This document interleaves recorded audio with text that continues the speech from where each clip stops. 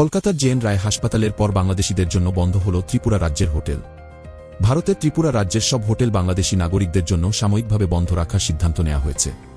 ত্রিপুরার হোটেল অ্যাসোসিয়েশনের জরুরি সভায় এই সিদ্ধান্ত নেওয়া হয়।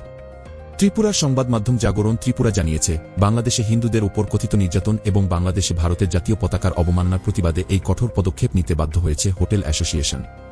এ বিষয়ে অ্যাসোসিয়েশনের সচিব সৈকত ব্যানার্জি বলেন, বাংলাদেশে হিন্দুদের উপর নির্যাতন এবং সাম্প্রতিক কিছু ঘটনার প্রতিবাদে রাজ্যের সব হোটেল ও রেস্তোরাঁও বাংলাদেশি নাগরিকদের পরিষেবা বন্ধ রাখা হবে। তবে যারা পূর্বে থেকে হোটেলের পরিষেবা নিচ্ছেন তাদেরকেই শুধু থাকতে দেয়া হবে, অন্যদের পরিষেবা দেয়া হবে না। এছাড়া সাময়িক সময়ের জন্য প্রত্যেক রেস্তোরাঁর সামনে স্টিকার লাগানো হবে। বাংলাদেশিদের ঢুকতে দেয়া হবে না বলে জানান তিনি।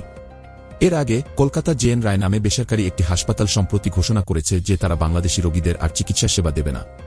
এই সিদ্ধান্তের পেছনে বলা হয়েছে যে বাংলাদেশে ভারতের পতাকা অবমাননার ঘটনার প্রতিবাদে এমন পদক্ষেপ নেওয়া হয়েছে।